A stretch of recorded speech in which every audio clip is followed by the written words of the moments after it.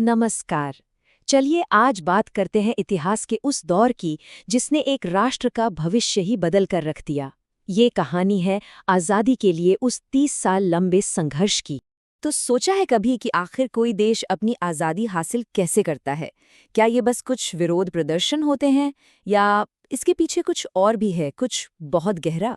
बस यही वो सवाल है जिसका जवाब हम आज ढूंढने की कोशिश करेंगे। ये जो टाइमलाइन सामने है ना, ये अगले कुछ मिनटों के लिए हमारा रोड मैप है।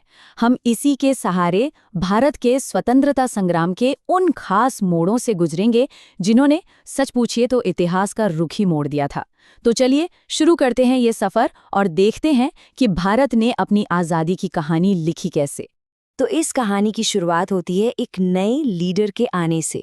एक ऐसे लीडर जिनके विचारों ने इस पूरे संघर्ष को आप कह सकते हैं एक बिल्कुल नई दिशा दे दी। साल था 1915। महात्मा गांधी दक्षिण अफ्रीका से भारत लौटे और वो अकेले नहीं लौटे, अपने साथ लाए एक बिल्कुल नया हथियार, सत्याग्रह। एक ऐसा आइडिया जिसने ना सिर्फ संघर्ष की पूरी स्ट्रेटजी बदल दी बल्कि इस आंदोलन को सीधे आम जनता से जोड़ दिया।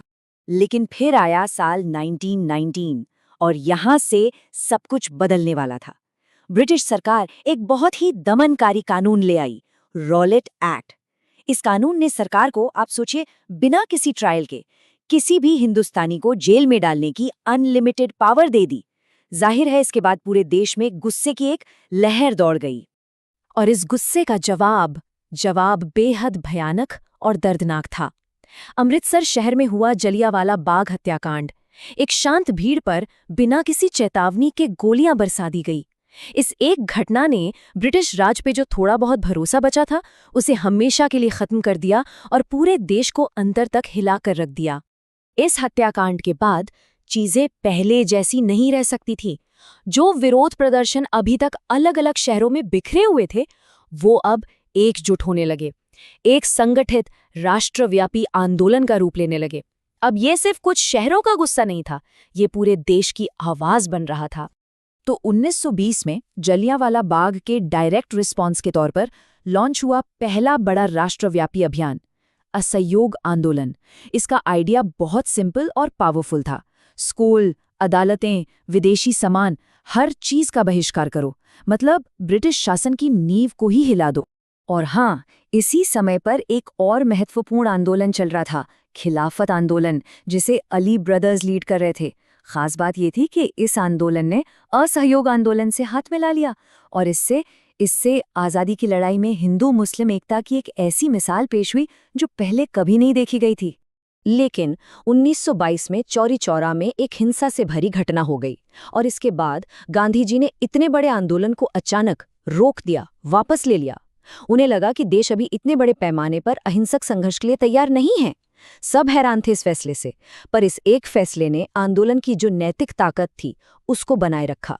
तो आंदोलन तो रुक गया, पर ये अंत नहीं था, बिल्कुल नहीं। ये एक नई शुरुआत थी। आज़ादी की जो आग थी वो अब और तेजी से भड़कने वाली थी। संघर्ष अब एक ऐसे फेज में एंटर कर रहा था जहां लक्ष्य पहले से कहीं ज्यादा साफ और कहीं ज्यादा बड़ा होने वाला था। 1927 में पॉलिटिकल सीन में फिर से गर्मी आ गई। क्यों? क्योंकि भारत आया साइमन कमीशन, और इस कमीशन की सबसे बड़ी प्रॉब्लम ये थी कि इसमें एक भी भारतीय सदस्य नहीं था। मतलब आप भारत का भविष्य तय करने आए हैं और उसमें कोई हिंदुस्तानी ही नहीं है। इसे देश के आत्मसम्मान पर एक हमले की तरह देखा गया। और फिर तो पूरे देश में एक ही नारा गूंजा, साइमन गो बैक। इसी गुस्से और विरोध के माहौल के बीच 1929 में कांग्रेस के लाहौर अधिवेशन में एक ऐतिहासिक ऐलान हुआ, पूर्ण स्वराज, यानी कंप्लीट इंडिपेंडेंस। अब लक्ष्य छोटी मोटी रियायतें या सुधार हासिल करना नहीं था, अब लक्ष्य था पूरी तरह से आज़ादी। बस इस एक घोषणा ने आंदोलन का पूरा मकसद ही बदल कर रख दिया। ऐलान तो हो गया, पर अब वक्त था शब्दों को एक्शन में बदलने का। पूर्ण स्वराज के इस ऐलान को जमीनी हकीकत बनाने के लिए अवज्ञा और चुनौती की एक नई लहर उठने वाली थी। तो पूर्ण स्वराज की मांग के ठीक बाद शुरू हुआ सविनय अवज्ञा आंदोलन। इसका मकसद ब्रिटिश कानूनों को तोड़ना, पर कैसे? शांतिपूर्ण तरीके से, लेकिन पूरी मजबूती से। सरकार की अथॉरिटी को सीधा सीधा चैलेंज करना था। और इस आंदोलन की शुरुआत हुई एक ऐसी घटना से जिसे आज पूरी दुनिया जानती है, 1930 का दांडी मार्च। सोचिए, साबरमती आश्रम से शुरू होकर पैदल समुद्र तट तक का सफर, और वहां पहुंचकर सिर्फ एक मुट्ठी नमक उठाना। इस एक छोटे से एक्ट ने ब्रिटिश नमक कानून को तोड़ दिया। ये सिर्फ एक मार्च नहीं था, ये ब्रिटिश साम्राज्य के खिलाफ एक पावरफुल, अहिंसक चुनौती थी। एक ऐसी चुनौती जिस पर पूरी दुनिया की नज़र थी। इस बड़े संघर्ष के बीच में ही 1932 में एक बहुत जरूरी आंतरिक समझौता भी हुआ, पूना पैक्ट। इस पर साइन किया महात्मा गांधी और B.R. अम्बेडकर ने। ये पैक्ट असल में दलितों के लिए अलग निर्वाचन क्षेत्रों के मुश्किल मुद्दे को हल करने के लिए था। ये बहुत जरूरी था ताकि भारतीय समाज के अंदर एकता बनी रहे और आज़ादी की लड़ाई कहीं से भी कमजोर ना पड़े। और अब हम पहुंचते हैं इस संघर्ष के आखिरी और सबसे निर्णायक मोड़ पर। वो पल जहां आज़ादी के लिए आखिरी और सबसे जोरदार आवाज़ उठाई गई। साल था 1942।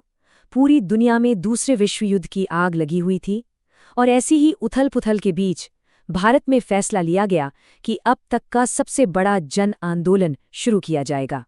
इस आंदोलन का नारा और इसकी मांग दोनों ही बहुत सिंपल, पावरफुल और फाइनल थे। भारत छोड़ो। ये ब्रिटिश शासन को एकदम साफ संदेश था कि अब बातचीत का टाइम खत्म हो गया, अब वक्त है भारत से जाने का। करो या मरो का संकल्प हर तरफ गूंज रहा था।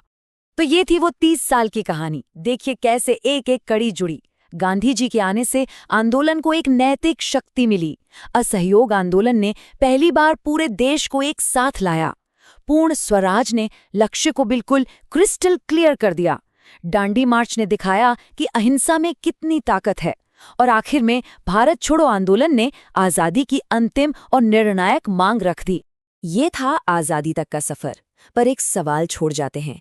ये जो पूरा संघर्ष हमने देखा, जिसमें स्ट्रैटेजी थी, असफलताएं थीं, जीत भी थी, इससे हम आज के आंदोलनों के लिए, आज बदलाव लाने की कोशिशों के लिए क्या सीख सकते हैं?